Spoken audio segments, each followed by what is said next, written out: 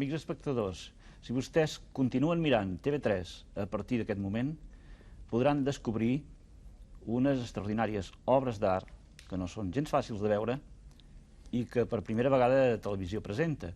Pertanyen a una col·lecció privada única a Catalunya i goso dir que en alguns aspectes única al món. El nostre convidat d'avui, Salvador Riera, té una galeria d'art molt important a Barcelona, però no és només un galerista. Penso que com a persona, com a entusiasta de l'art i com a català posat al servei del nostre patrimoni, és un cas singular que m'agrada molt poder presentar avui. Benvingut, Salvador Riera. Moltes gràcies. Bé, vas néixer a Breda. A Breda. Que és un poble de terrissaires. Sí. D'alguna manera això et va lligar d'entrada de petit ja en el món de l'art i de l'artesania. Potser sí, segurament que per la ceràmica, que ja es va... que molts ullers es van passar a la ceràmica de seguida, potser ja vaig començar a fixar-me en coses d'art a Breda. Fins a quina edat hi vas viure a Breda? Fins a 14 anys. 14 anys. I vas tenir tractes amb l'Aragai. Les primeres converses el vas conèixer a l'Aragai, el ceramista era de Breda, o no era de Breda, hi vivia, em sembla. Hi vivia perquè ell era de Barcelona, però en l'any 23 es va traslladar a Breda, gairebé exiliat, perquè va passar un problema a l'Escola de Bells Oficis i va dimitir i es va retirar a Breda. A partir d'aquest moment jo vaig freqüentar sempre a l'Aragai, a partir que jo ja era una mica... No d'aquest moment, quan ja començava a ser una mica adolescent, ja anava a casa de l'Aragai a estudiar amb l'Aragai i la seva senyora, que era la Teresa Solà, que era professora. Quan dius estudiar, això era en la postguerra. Tinc la impressió que es feien unes reunions una mica clandestines a casa de l'Aragai, sí, no? Ens vam juntar 3 o 4 nois que hi vam anar a estudiar català clandestinament. O sigui, d'amagat, Teresa Solà, que era professora, ens donava classes de català a 3 o 4 nois de Breda. Jo he dit que avui coneixerem una sèrie d'obres realment molt importants, sobretot de l'art català, i comencem d'entrada, perquè en tenim moltes per ensenyar, precisament de l'Aragai. Si tu volguessis, per favor, ensenyar-nos aquests plats que has portat i explicar-los una mica. Sí, aquest plat, per exemple, és una peça meravellosa, amb transparències, que és del 1918, que això gairebé no es feia a Catalunya. Només ho feien ell, el Nogués i l'Humbert. O sigui, decorar ceràmica, o sigui, agafar un plat d'un altre ceramista i posar-hi uns esmalts transparents i ben trobats que va fer una escola catalana de ceràmica decorada. De cap a quin any és això? A partir del 15, 1915, gairebé fins a la guerra, s'allarga fins a la guerra, fins al 34, al 35. I ara si volguessis agafar aquest, que és més gros, que a mi em semblarà que l'agafis tu perquè em quedaré més tranquil. No, cap problema. Aquesta és una peça extraordinària de Josep Aragai, sobretot molt treballada, pintada, perquè tot això que està decorat no s'ha fet dibuixant amb un carbó o amb un llapis, sinó que es dibuixa a pinzell. I s'ha de tenir un pols extraordinari per fer els contorns i per aconseguir tots aquests matisos, o sigui, gairebé de l'escola italiana del 17 i del 18, però amb ceràmica moderna, que això a Catalunya no ho feia ningú i que ell va ser el precursor, segurament primer que Nogués i que Humbert i que Domingo, que també van decorar ceràmica. Tu tens més peces d'Aragai? Sí, jo tinc una col·lecció perquè al tenir tant contacte amb Josep Aragai, de seguida que vaig poder vaig començar a comprar coses. I esclar, cada vegada que podia, quan estava a Breda, quan tornava d'Amèrica en viatges, anàvem a parar sempre a Cal Aragai i li compràvem una peça o altra, sempre. Va ser el primer client, vaja, el més important que va tenir l'Aragai. Ell deia que jo era el causant que la seva obra pugés, perquè jo era l'únic que comprava, pobre Aragai. Hi ha un moment que et vas traslladar a Barcelona. Sí. Per què vas deixar? Mira, perquè em semblava que Breda ja no era... Era una mica petit, i em va semblar que havia d'anar a Barcelona, i vaig anar a Barcelona. Allà hi vaig estar poc temps, perquè em vaig traslladar llavors a Tortosa, em vaig traslladar a altres llocs, sempre a darrere de trobar alguna cosa que se digués amb mi per poder treballar i guanyar-me bé la vida. A guanyar-te la vida, perquè encara no era l'art. No, encara no era l'art, ni de lluny, no. I vas fer un salt molt més important per guanyar-te la vida, suposo, quan l'any 52 te'n vas anar al Brasil. Vaig anar al Brasil. Acabat el servei, de seguida vaig anar al servei militar, Tot d'una, en aquell moment, molta gent anava al Brasil. Gairebé tothom anava al Brasil. O anava al Brasil, o anava a l'Argentina, o a l'Uruguai. El que passa és que tothom volia anar a Amèrica i volia anar a Canadà, o volia anar als Estats Units, però allà no es podia entrar. I aleshores lo fàcil era entrar al Brasil, a l'Argentina i a l'Uruguai. Jo vaig anar a parar al Brasil.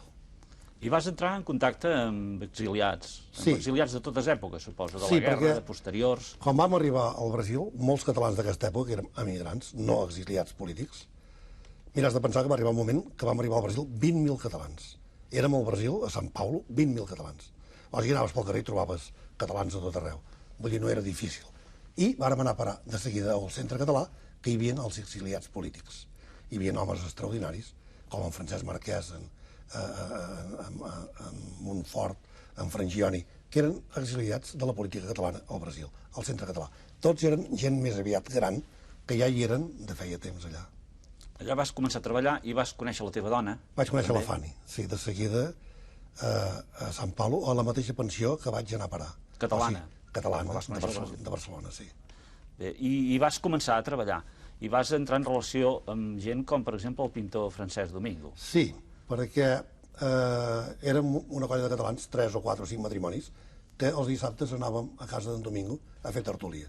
I en Francesc Domingo, que és un pintor extraordinari, ens donava aules o classes de pintura en els marits. Ah, et vas dedicar a aprendre a pintar allà. Sí, jo vaig estar 2 anys pintant. En Domingo em deia, no ho deixis, que ho fas molt bé, que ets un gran pintor, i jo sabia que no, però m'interessava en Domingo tot el que explicava, tot el que explicava de París, de Picasso, de Marc Jacob, de Manolo, sobretot de París, i de Barcelona dels seus entranyables, saps? I això era el que era interessant, més que no pas per mi, pintar. A pesar que ell em deia que era un bon pintor. Anaves a escoltar, a aprendre. Escoltar, És bonic, aprendre, això d'anar sí. a aprendre. Escolta, allà et vas dedicar als negocis, per això. Sí. Que hi havies anat per això. Llavors, de seguida, al 52 encara, quan vaig arribar, tothom arribàvem, no sabíem què fer, tothom comprava l'estado de Sant Paulo, que hi havia unes pàgines d'anuncis, tothom llegíem els anuncis més interessants i tothom ens posàvem de venedor, que era el més fàcil. Agafàvem i anàvem a una fàbrica a oferir-nos de venedors. I vaig fer això d'entrada. Tenim unes fotografies petites i antigues, però són molt significatives. Sí. Aquest em sembla que és el teu primer negoci. Sí. No sé si, mira, de moment vols apartar aquests plats a l'Aragai, que serà més còmode. Sí. Aquesta fotografia... Sí, aquesta fotografia és el primer negoci Explica-la. que amb la Fanny vàrem tenir a Sant Paulo. És un negociet. Un negociet. Nosaltres, abans de fer aquest negoci, vàrem anar molt sovint al mercat, a la fira, que se'n diu allà. La fira és un mercat de robes que es fa cada dia a un carrer diferent, a Sant Paulo.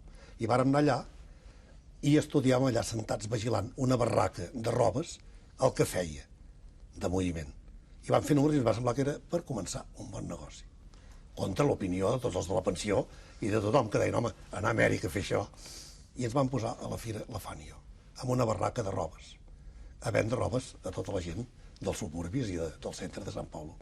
Però això va anar creixent, suposo. Bé, va anar creixent perquè nosaltres compràvem els jueus en els fabricants, que eren els que en sabien més, que feien les confeccions millor. Compràvem a les tardes i al matí, fins a les 2, ho posàvem tot en aquesta banca, o sigui, en aquesta parada, i ho veníem tot al mercat. Comprava els jueus. En els jueus, sí. I veníeu vosaltres més car. Esclar, per fer negoci, no? Si venien el major i nosaltres veníem al detall. Però vam veure que el marge era tan petit, 30%, 40%, i veiem el marge que era tan gran, quan fabricaven, que a l'última hora van dir, res, nosaltres comprem un local, ja ens havíem guanyat una mica la vida, comprem un local i ens posem a fer el que fan ells. I van començar a fer confeccions. Amb una modelista, amb una talladora, amb maniquí, i va començar a fer vestits i faldilles i bluses. Això va ser el primer negoci, a partir d'aquest que va durar 1 any i mig o 2, que va ser la base per fer els primers diners, per comprar un traspàs i agafar un magatzem amb un taller darrere, a tallar, a donar-ho fora i a vendre tot això a davant al major. Mentre anaves fent diners, feies altres coses, perquè vas començar a fer activitats catalanistes, per entendre'ns, Sí, al Brasil. això, Vas sobretot. començar a intervenir en publicacions. Sí. Tu tenies, de tota manera, ja una tendència literària, perquè hi ha un llibret de quan eres jovenet que vas publicar a Breda, oi? Sí, Això és de l'Aragai. sí, la portada, que és el millor del llibre, és de l'Aragai. La portada és de l'Aragai. I aquí què hi ha? Aquí són uns versos que fa un retrat exacte, o més o menys exacte, de la gent d'aquell moment, del meu poble. O sigui, jo vaig anar amb un vol a Breda, se'n diu pinzellades de tort i dret, perquè vaig parlant de tots els personatges més de la picaresca i més significatius del meu poble, i els hi faig un retrat a la meva manera. Ara es va exhaurir de seguida, el van vendre i escolta, i tothom el té, i quan vaig a Breda... Perquè retrataves i per veure què deies. Sempre en compte. No es va enfadar ningú? Sí, es va enfadar algú. Ja passa, això passa, sí. Passa. Bé, en canvi, quan vas començar a treballar al Brasil, ja no vas actuar com a escriptor, sinó que vas posar-te al servei de fer activitats en interès de tothom. Vas començar a publicar una revista. Sí. Una revista que es deia Catalunya. En el Centre Català, esclar. Això és un document molt interessant, perquè és d'aquell temps en què tu, l'any 54, diu aquí, l'any 54 a São Paulo... El començament que jo era allà, sí. Fèieu aquesta revista Fèiem aquesta revista, Catalunya... jo la dirigia, sí. La dirigies? I la pagaves, segur. Gairebé. Amb els diners de la roba que venies? Sí, que ja començàvem.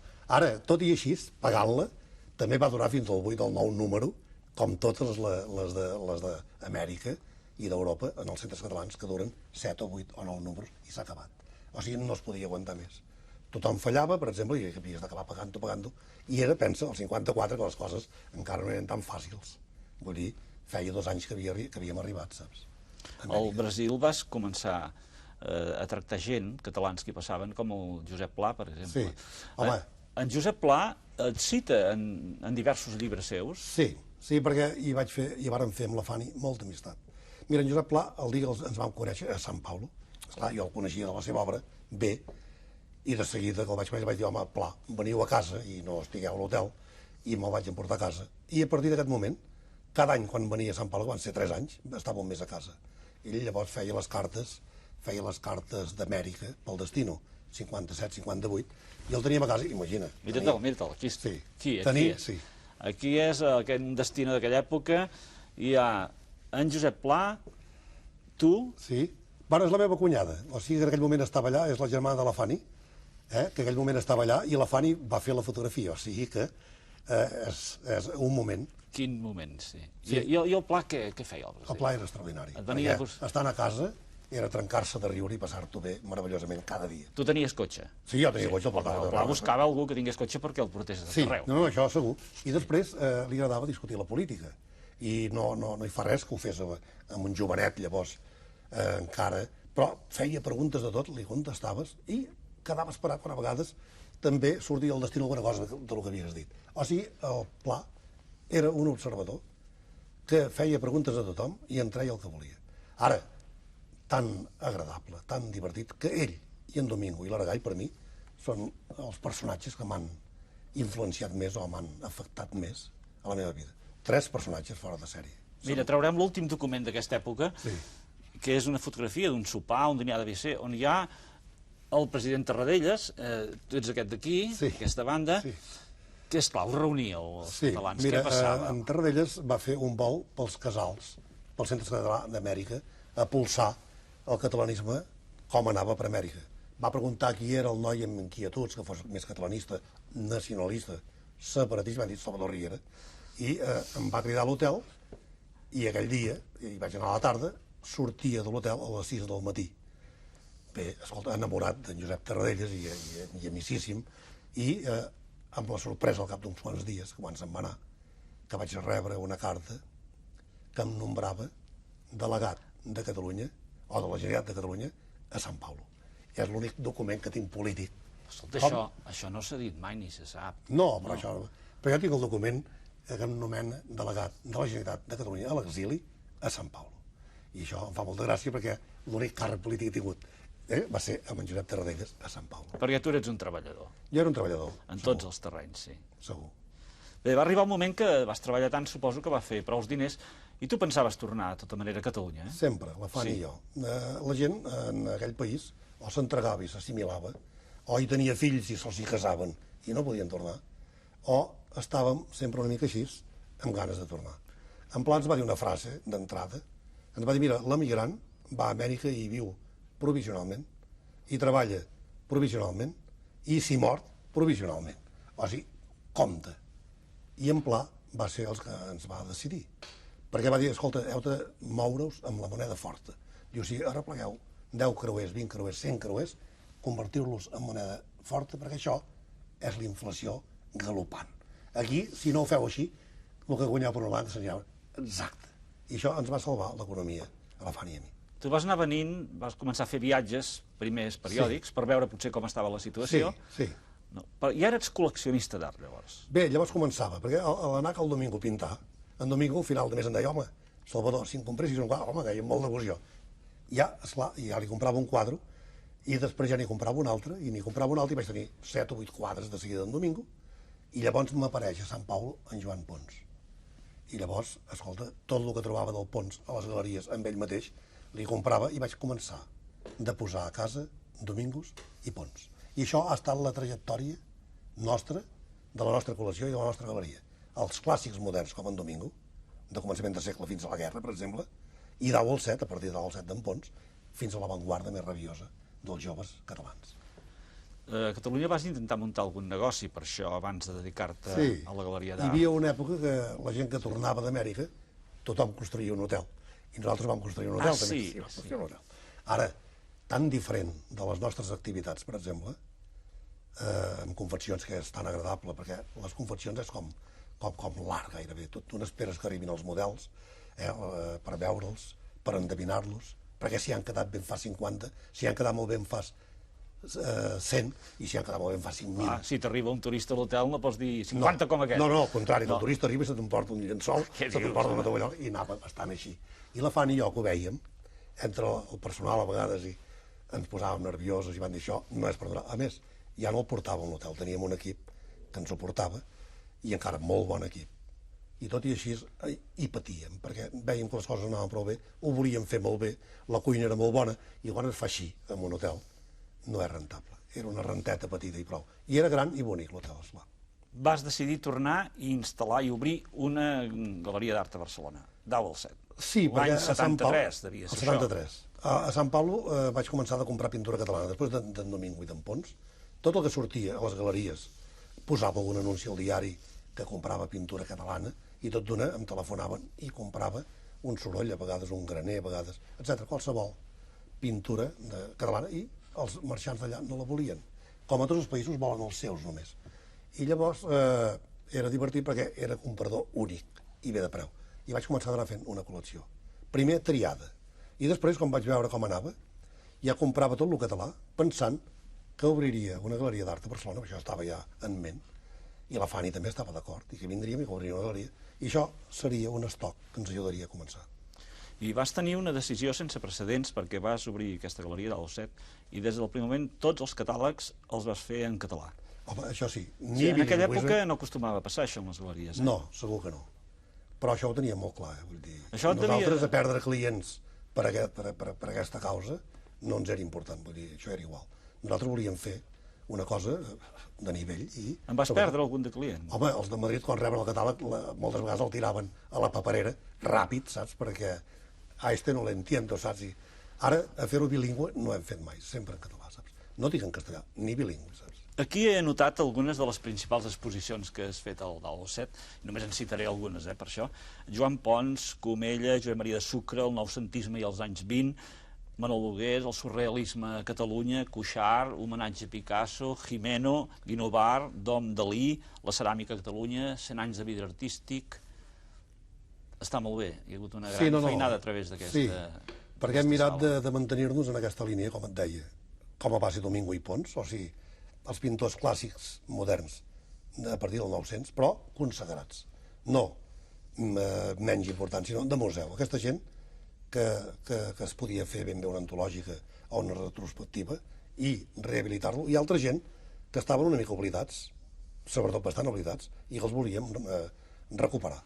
I després, dau al set, que era la meva generació i era l'avantguarda a partir del 48, i sobretot el que venia a continuació de dau al set, que ha estat aquesta explosió del neoexpressionisme i dels salvatges i tot això, que és el que fem ara amb els més joves que hi ha a Catalunya, saps? Guardem els papers, de moment, perquè aquesta taula la necessitarem perquè ens has portat unes peces molt importants i les haurem d'ensenyar. He parlat del vidre artístic. Bé, hi ha un vidre que amb molt de compte pujaré aquí dalt, que és una peça molt important. I tu hauries de dir-nos una mica què és això? Bé, això... I primer, com vols que la posi? Perquè no ho sé. No, és igual. Està bé, de qualsevol banda fa bonic. Això és un galer. Galer. Emil Galer. Aquest era un vidrier de Nancy, que ha estat el més important del món. Això, en el moment que es feia, tenia molta importància, perquè és d'un treball, escolta, que ara no es podria fer. O sigui, aquí es posaven diverses capes de vidre, una de cada color. Això anava al forn, quedava tot cuit, i després a l'àcid es anaven rebaixant les capes de vidre i anaven sortint els colors a sota. I deixaven els colors. Aquí, per exemple, hi ha un blau fosc i va degenerant el color fins a arribar a un morat i fins a arribar al groc, que és l'última capa de vidre. Però això era d'un procés tan llarg que ara no es podria fer mai més. I això ja no es pot tornar a fer. No, perquè no es podria pagar. Vull dir, això seria tan car que no s'ha intentat, no s'ha fet més. Primer era molt de moda, després com a art nouveau, perquè era art nouveau, o sigui, modernisme, va quedar una mica de banda, i després ara s'ha recuperat i ara és peça de col·lecció a tot el món. Nosaltres amb la Fanny hem fet quilòmetres per anar a comprar una cosa així en una subhasta quan surt. Ara això val, això que se'n diu una fortuna. Sí, aquest... Que vol dir molts diners. Sí. No m'ho diguis, perquè si l'has de vendre un dia... Val molts diners. Ara, l'avantatge és que nosaltres ho tenim de quan no valia molts diners.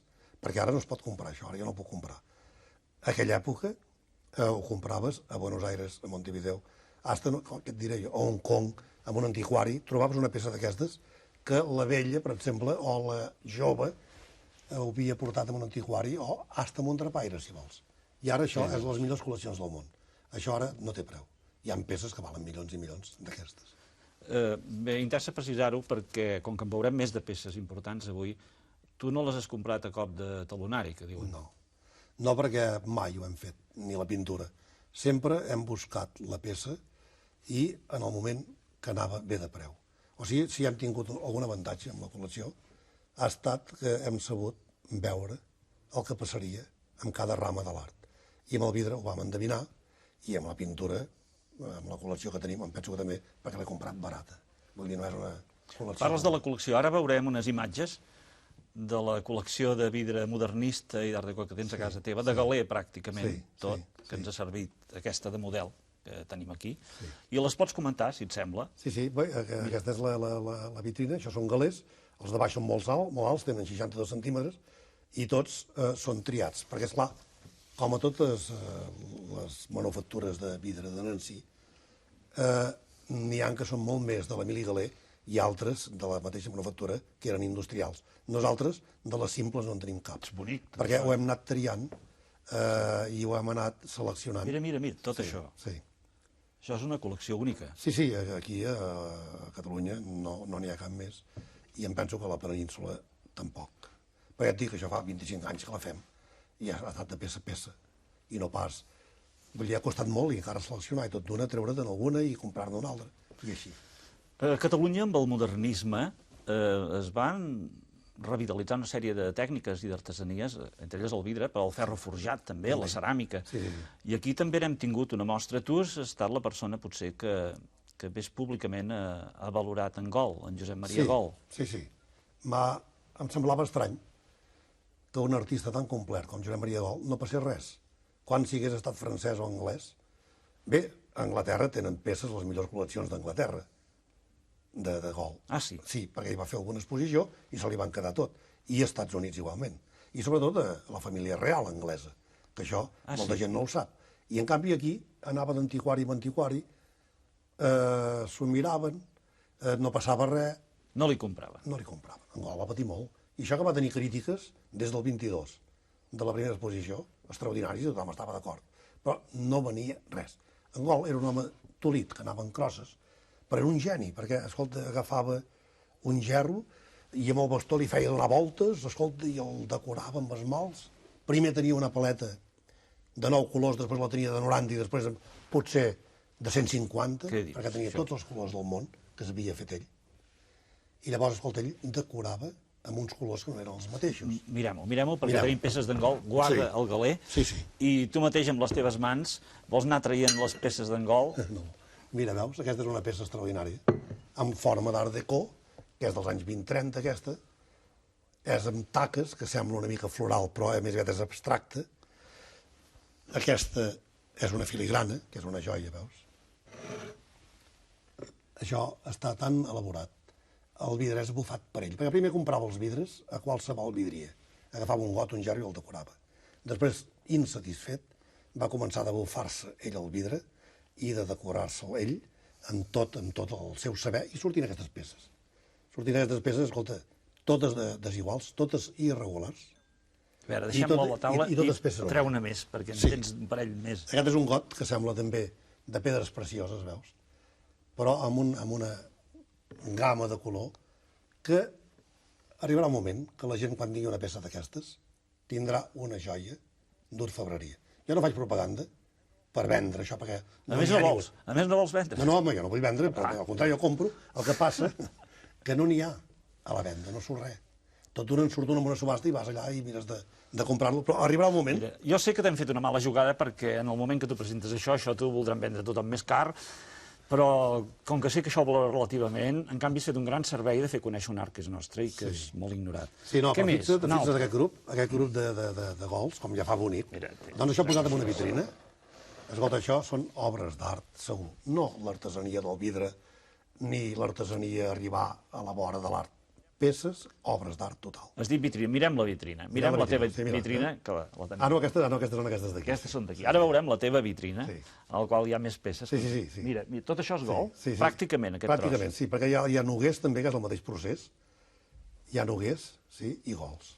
Però, esclar, això fa molta gràcia quan ho pots anar trobant i anar-ho posant. Sempre hi ha un forat a la vitrina que n'hi cap un altre, saps? Ah, sí? Sí, però arriba un moment que potser queda massa ple i tot. Però és que fa tanta gràcia, saps, tenir Josep Maria. De colors és una meravella. Una meravella. Jo et dic que no passarà gaire temps que... Mira, aquest és un noguers. Una gràcia infinita, també. Ara ell feia aquests dibuixos noucentistes i ho feia en col·laboració amb un vidrier, amb el Ricard Crespo, que ell feia el dibuix i l'altre li col·locava l'esmalt en el got. Però amb un dibuix d'en Nogués. En Gol no. En Gol era un creador, o sigui, agafava això, posava color aquí i li sortien els colors més bonics del món. Perquè això... Això anava a dir, com és fet això? Quan es posa l'esmalt, o sigui, el vernís a sobre, aquests colors són completament diferents. Un és negre, l'altre és gris, l'altre és verdós, l'altre és plom, i això amb el foc, a partir de 600 graus, amb la cocció, van sortint els colors, i ell sap el moment que ho ha de parar, perquè tot d'una se li xona el gerro i li queda una mica deformat. Aquest verb has fet servir és molt bonic. Se li aixona, això, eh? No, això... A Breda ho dèiem. A Breda ho dèiem, sí, perquè no petites. Saps com ho dèiem? De la baldufa, quan jugàvem a baldufa. I començava a caure, ja. No, que el cordill se n'anava avall, quan el disc regulat, s'aixonava, saps? No sé si és correcte. Oh, segur que és correcte. Seguríssim. És correcte i bonic, a més. Sí. Endavant. Doncs no, vull dir que... Que ho feia d'una manera realment complicada. Havia de preveure quin moment els graus... Sí, els colors sortirien. Ell els sabia tots. Ell els posava d'un altre color i sabia els colors que eren i ho veia acabat. I no n'hi ha una que tingui desperdici. Totes les peces de Gol són verdaderes obres d'art, segur. Això no ha passat ni 5 anys. Escolta, com les trobes, tu, les peces que t'interessen? Mira, això és una passió. No descobreixis cap secret de contactes. Però jo faig els antiguaris em coneixen tots, perquè sempre faig un vol i sempre vaig a les fires de la vora, de Toulouse, quan vaig a París, la Fanny em deia, anem a les Seychelles. Jo li deia, home, a les Seychelles. Deia, sí, ens estirarem al sol. Dic, hi ha antiguaris? No n'hi ha. Doncs no. I ens anàvem al Caire, o ens anàvem a París, o ens anàvem a Ginebra, i anàvem a les subhastes. I no pels gols, perquè les subhastes de gols no en surten, però per al Galè i els Lalic i els Dom, que són la meva col·lecció, sí, això es havia d'anar a pescar-ho, allà on sortia. Jo rebo els catàlegs, de totes formes, de les subhastes, dels Sotheby's. A les subhastes, deus haver viscut experiències. Això és meravellós. És com un caçador, saps? Que saps la peça i pateixes des de que la veus. I llavors, quan la aconsegueixes i la pots portar a casa i posar-la com un trofeu, saps? El poses allà a la vitrina i dius, ja està. I llavors el disfrutes tota la vida, saps? T'ha passat alguna història especial amb alguna subhasta? Home, sí, però mira, a Sant Paulo, no pas amb vidre, sinó amb un tàpies al començament, que va sortir un tàpies del 9 al 7, i jo ja vaig estar nerviós tota la setmana veient-lo allà a l'exposició, perquè hi havia 2 o 3 antics de Sant Paulo que tenien col·lecció de pintura. I la Fanny em deia, te'l picaran. Fulano feia broma, saps, te'l picaran. Jo estava nerviós. I vaig anar a la subhasta i no me'l va picar ningú, perquè ningú sabia qui era. Parlo dels anys 50, també. I quan me'l van adjudicar, se'm va acostar un senyor i em va dir, vostè sap el que ha comprat. Però jo vaig comprar baratíssim. No sé com devia ser. Alguna família ho tenia i tot d'una ho va portar tot el subhast i va sortir un tàpies. Però bé, això van sortir un tàpies, van sortir pintura catalana de tot arreu, a les subhastes d'Amèrica. O sigui, és allò del 100, 125, allò d'anar encoixant-te si tens un rival que... Si jo ja vaig trobar, mira, jo comprava molt a Bullrich en unes subhastes de Buenos Aires i sempre em venien 3 o 4 de Madrid que tremolava jo, saps? 3 o 4 de Madrid que venien a comprar i hi havia molta pintura catalana i espanyola. I llavors, esclar, tots... I això ho enredava, perquè al començament comprava sol a Amèrica jo. I em vaig cansar de comprar les peces bones i després jo comprava no tan bones. Jo comprava Martínez Cubells i Navarros, que són pintors pseudo-sorolles, per exemple, però que tenen un mercat extraordinari a Catalunya. No per la meva col·lecció, que no tant. Jo tinc un noucentisme, tinc pintura moderna del 900 fins al 7 i fins als moderns. Però això no m'hi entra. I llavors, esclar, ho veníem, o amb una subhasta, ho veníem, i això ens ajudava a la galeria. Tu has dit que havies començat a comprar barat, aprofitant, però jo penso que potser a la subhasta alguna vegada arribes a pagar més del que creus raonablement que hauries de pagar per allò del caçador, no? Sí, jo et diré, el col·leccionista, l'apassionat, és el que paga més d'una obra d'art. Perquè quan la vol, encara que sigui comerciant com jo, que tingui galeria d'art, i encara que sàpiga que no ho val, però si la vols, la peça, escolta, no hi fa res. Vull dir, no ve d'això, que sigui 100.000 pessetes o 500.000 pessetes més cara. Vull dir, si la vols, l'aconsegueixes i no te'n penedeixes mai. És bonic, al contrari, si per això, per aquesta causa, no la compres. Tota la vida estàs, l'havia comprat. Això ho tenim clar. Jo et confesso que el vidre em fa patir, més sabent que això val diners. No ho amaguis tot, però deixem-ho, perquè, no sé, algunes coses, sí, potser deixem-ne un parell que sigui bonic. La ceràmica em tranquil·litza més, perquè és més sòlida, l'aguanta, no? Aquí tu tens una col·lecció molt important, però aquí hi ha una peça fantàstica. Sí, aquesta és extraordinària. Explica'ns aquesta peça. És introbable. La ceràmica és d'en Nogués. És una ceràmica... En Nogués decorava ceràmica de Llorenç Artigas i del Serra. O sigui, aquesta em penso que és del Serra. Jo en tinc d'altres de Llorenç Artigas decorades pel Nogués. Però el Nogués, que per mi era l'artista més complet que hem tingut a Catalunya, no se li ha fet justícia. Perquè això sí que és una peça també extraordinària de dibuix. Jo no sé si la càmera ho veu o no. Segur, la càmera ho veu millor que nosaltres. Però veus, aquí hi ha una cursa de cavalls que corren, que van saltant, que van girant. I tot d'una arriben aquí a un altre sector del gerro, que hi ha els espectadors que els esperen. Quina gràcia tenen aquests. En deia ninots, oi? Sí, en deia ninots. Quina gràcia. Però precisament aquests ninots és el que no són ninots. Perquè quan un dibuixant fa ninots, queda de còmic, i en canvi ell en deia ninots i són personatges. Són personatges i són obres d'art també. Ara Nogués, ja et dic, el millor gravador, un dels millors dibuixants del Pepito de la bona època, i d'il·lustrador de llibres com La Catalunya pintoresca d'en Francesc Pujols, com moltes coses d'en Carles Riba, gran il·lustrador, vull dir que tant et feia les sàtires de Grau de Liost, tant et feia dibuix així, d'il·lustració, com et feia els que firmava Babel, que eren els del Pepito, i els de La Catalunya pintoresca, el Mercat de Calaf i tot allò tan bonic. I, a més, feia vidre, aquells dibuixos pels gots d'en Crespo, i feia ceràmica decorada. O sigui, ho feia tot i perfecte.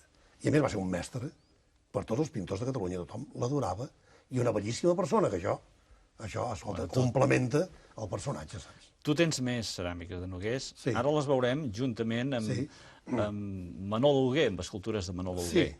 Veurem peces que en parlarem després del Manol Hugué. Ara mirem altres peces del Manol Hugué, que fan bonic. Mira, aquesta és aquesta.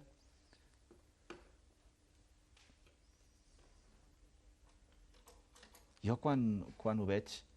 A més, els tens en un estat de conservació impecable. Ja t'ho preguntaré, això, com tu fas. No, mira, això també depèn molt de Penia, de la Fària. Això és Manol Hugué. Sí, això és Manol Hugué, que és una altra història també interessant, Manol Hugué. Un altre personatge, saps? Quines figures arrelades, amb un pes sòlid. Exacte. El Manolo deia una cosa que era exacta, deia una escultura s'ha de tirar des dalt d'una muntanya, terracota volia dir, que vagi rodolant i pel volum que no es trenqui res. vol dir que feia figures de volum, saps? N'has portat una. Què et sembla si apartem de moment Ho això? aparto, Perquè sí. tantes coses aquí. Jo soc poc traçut, allargo el braç, em cau i aquí tenim un Manolo Hugué. Això és bronze. És bronze, sí. Això són les dues catalanes, deu ser del 17 o del 18, molt primitiva, una peça extraordinària, gairebé matossera, com pots veure. És fosa a París. Oh, és tot el seu caràcter. Sí. Però pensa que Manolo era polenc, o sigui, un artista de Can Baylor, que era el marxant de Picasso. Imagina si creien aquesta gent que l'ha tingut de polenc fins a morir, a Manolo. Però de polent vol dir... Vol dir de contractat, d'artista contractat. I el va ajudar a viure el pobre Manolo tota la vida amb aquest sou que li pagava el Can Baylor. Aquestes escultures, la majoria, venen de la col·lecció del Can Baylor, perquè jo vaig aconseguir entrar en aquesta col·lecció i començar de comprar peces al Can Baylor, perquè amb el Manolo ha passat una cosa greu. És curiós, lliga amb el Josep Pla. Tu has tractat el Josep Pla d'Amèrica i el Pla va escriure la vida de Manolo. D'això em ve tot a mi. Perquè en Pla em va dir, quin llibre vols que et dediqui? I vaig dir, home, Vida de Manolo. Que llavors jo ja me'l sabia de memòria, que és el personatge, no pas l'artista. En Pla tracta Manolo com a personatge, amb l'anècdota i amb la seva gran cultura i amb la seva relació. Extraordinari el llibre. Ara, sobre l'obra de Manolo no en parla gens, però jo, a partir d'aquell moment, Manolo per mi ja era també, jo vaig ser fan de Manolo ràpidament. És que tu ets un entusiasta, et converteixes en fan de tota aquesta gent. A més, els coneixes, i això hi fa molt. No, però això passa a tots els col·leccionistes. Segur. Em permets una pregunta, Sí. perquè jo he tingut avui aquest complex. Tu no et fa por que se't trenquin, aquests vidres? Se't trenquen o... No es trenquen mai. Mai? No. Les Tothom em diu el mateix, no es trenquen. Sí. Hasta a vegades, a la galeria, quan m'ho han de comprar, diu, no, que es trencaria. Jo dic, però si no es trenca mai, això. No es trenquen. No. Ah, sí, que a la terra es trenquen, esclar. Però tenen una màgia i tocats d'un estat de gràcia, no es trenquen. A mi no se m'ha trencat mai cap. Però ho deus netejar, hem vist aquestes filmacions, tantes peces, treure la pols... Sí, jo tinc una persona especial que neteja cada dia. Sí? La neteja tot, peça a peça, i si no acaba, l'endemà continua. Però ha de ser així, i tu ja està acostumada. I tu ho vigiles? No, jo no ho vigilo. Ara, quan és el vidre, sí. Quan és el vidre, jo el trec de la vitrina, perquè arriba un moment que en el prestatge s'hi posa pols. Però no els hi deixo treure el prestatge de la vitrina. Llavors jo les trec, les poso a terra, les van netejant i llavors les torno a posar jo a la vitrina. A més, els agrada més que ho fem així. I a més la poses en el lloc que vols. En el lloc que vull i claríssim. Si es trenca, se'm trenca a mi. Tu tens una galeria d'art, però tu et veus en cor de vendre peces com aquestes? Bé, mira, jo no m'ho puc quedar tot, perquè jo treballo en galeria d'art i m'arriben manolos, a vegades compro manolos, i llavors me'n quedo un, però amb tota la vida, jo ara en tinc una colla perquè és en tota la vida, vull dir, algú es pot pensar que jo em quedo les coses bones i... No, el que passa és que quan surt alguna obra d'aquestes, les de la galeria, les que deixo a la galeria, són segur per vendre i no hi penso més. De casa no es ven res, mai. No. I això és el que passa, que a vegades tens ofertes i et fan trontollar, perquè a vegades ni ho val, i a vegades, escolta, el col·leccionista, ja t'he dit, és un apassionat, no li sembla que ho pot comprar i que pagarà més i que li vens, i no li vens. I quan no li vens és quan ho vol més, encara saps. Tu has dit, de casa no surt res, has dit. De casa teva no surt res. El que hem vist una part del que tens a casa, no surt res. Tu saps, has pensat mai que amb aquesta casa que tens, amb totes aquestes obres d'art que hi ha, tu podries ser un personatge d'aquells que organitzés parties a casa seva i sortir a totes les revistes i crear-te unes relacions i ser un personatge... No hi hem pensat mai en això, escolta, no. No va amb el teu caràcter, això. No, perquè pensa que la coneix poca gent, la col·lecció de casa. Vull dir, poca gent ha estat a casa, saps? Sí, jo sé que molta gent ho aprofitaria, potser, però no. Amb la Fanny ens semblava... A més, ens vam trobar amb algun cas que no ens va fer gràcia. Per exemple, va venir un dia un marxant, una senyora, i se'ns va posar a plorar. Jo li vaig dir, però què et passa? Per què plores? Diu, perquè això que heu fet vosaltres jo ho podia haver fet, i no ho he fet. I llavors era punyent, això, saps? Va quedar una mica fumuts. I després va venir un client, també un dia, i em va dir, home, tu quedes el millor. I el que ens vens llavors, escolta, són altres coses. I no és això, perquè et dic que de Manolos no els puc quedar tots, i me n'entren, menys les coses més... Aragall, no n'he begut mai cap d'Aragall. Els Aragalls, vull dir... és tan entranyable que cony, és part de la meva vida, saps? Escolta'm, quin consell donaries a una persona que volgués començar una col·lecció d'art? Oh. Perquè tu l'has començat i l'has aconseguit. Jo t'ho explicaré i és molt fàcil. Ha de ser un jove, com va fer en Plandiure amb el seu temps, que comprava la pintura de la seva època, que no és mai cara. I més que hi ha facilitats i que la poden comprar. Totes les galeries ho fem, això, si volen comprar un quadre dels que comencen, escolta, els hi deixem pagar com vulguin, això no és problema. I els hi daria un consell. Els diria, mira, per comprar art, t'has de mirar l'obra d'art com si fos la nòvia, que t'agradi. Si t'agrada la nòvia o l'obra d'art, t'hi cases. I si hereda, millor. Està bé. Clar. Perquè l'obra d'art pot passar això, que tot d'una passin coses, i no perquè ho hagi de vendre més endavant i fer diners, sinó si hereda millor, perquè l'obra d'art, si passen moltes coses, no la podrà comprar mai més. O gairebé ningú, pels preus que es posa, i ja la tens. Vull dir, els joves, si volen, pot començar a ser col·leccionista, perquè no costa res de comprar un quadre dels noms que ja es veu, que destaquen avui. Han de ser noms que es veu, que ho veus tu, perquè precisament la pintura és bastant cara avui, de noms coneguts, eh? Sí, o no hi estàs d'acord? Sí, també és veritat. És bastant cara.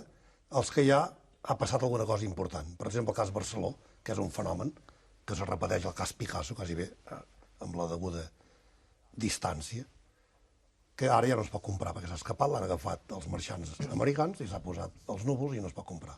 Sí, ara jo tenia 20 quadres d'en Barceló fa 2 anys, 1 any i mig, 2 anys, jo em pensava que en podria tenir més també, i me'ls vaig vendre tranquil·lament i no en tinc cap. I ara l'hauré de pagar car, saps, de la col·lecció. Però...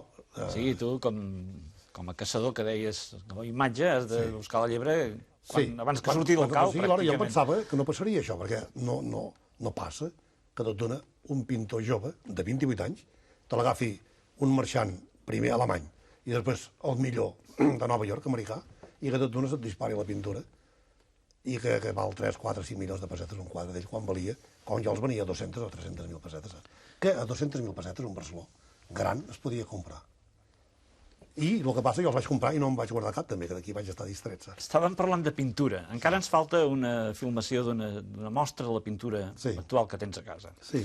Només hem triat 3 pintures, però són molt representatives, si tu volguessis justificar-nos aquestes 3 pintures. Sí.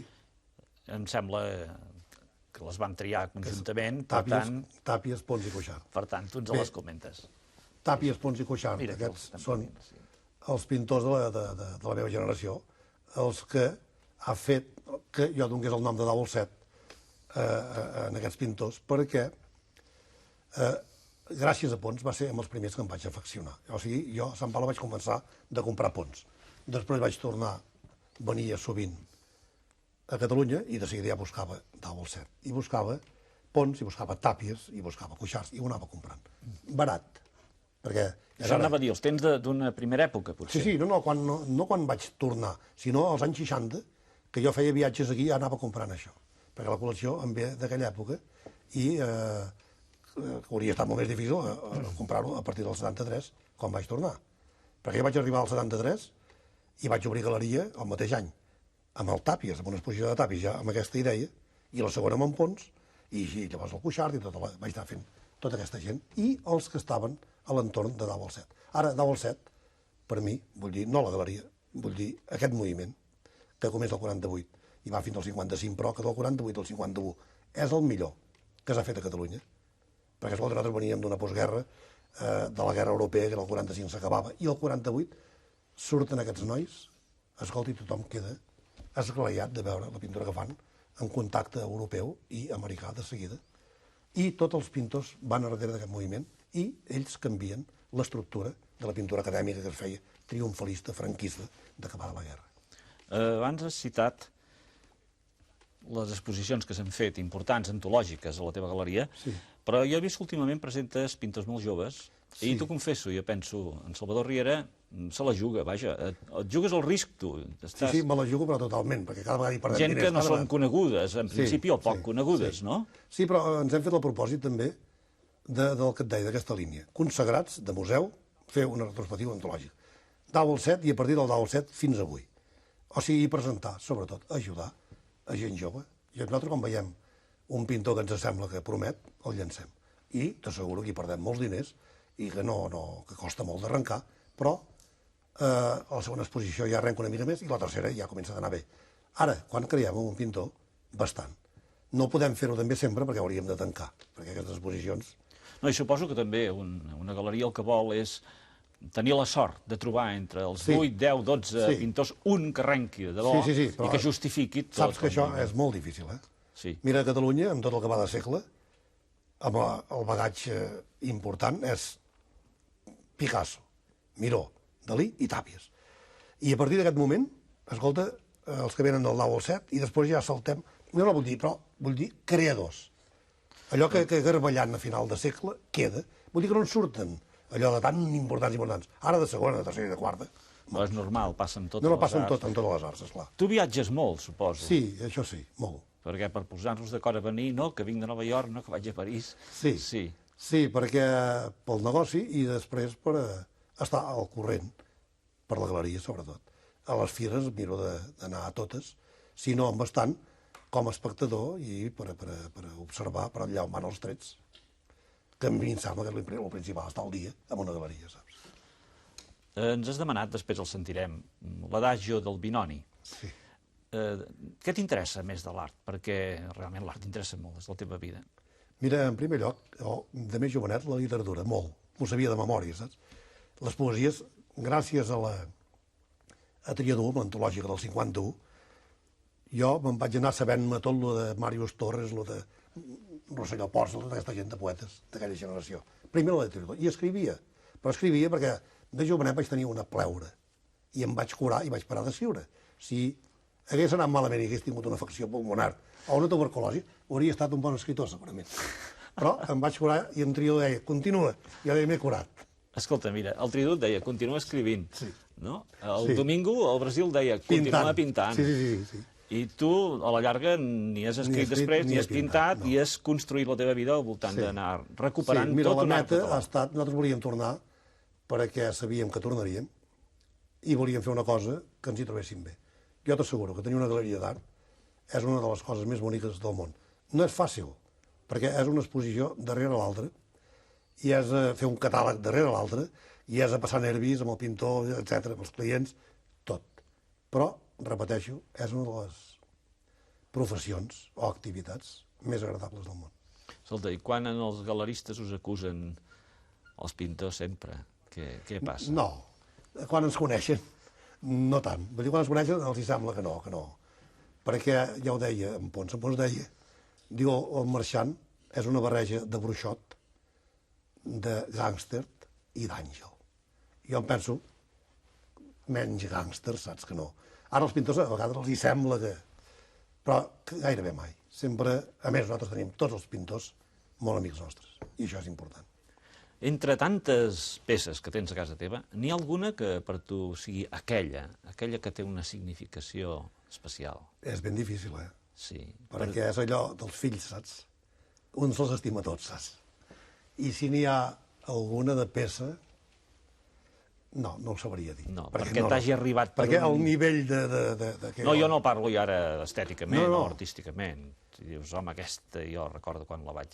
que aquesta sí que per mi... És que cada una, jo recordo, d'allà on te l'he trobat, a la subhasta que ha estat, que l'hem portat a l'avió aquí sobre, si és un vidre, si és una làmpara, escolta... Tu has anat amb l'avió sempre, tot el viatge? Fanny i jo portàvem les coses a la mà. Perquè, esclar... Des d'Amèrica, així... Ara vinc de Buenos Aires i he trobat, per miracle, un Lalique, René Lalique, que és dels anys 20, que és l'art déco francès, vermell, que això no es troba mai.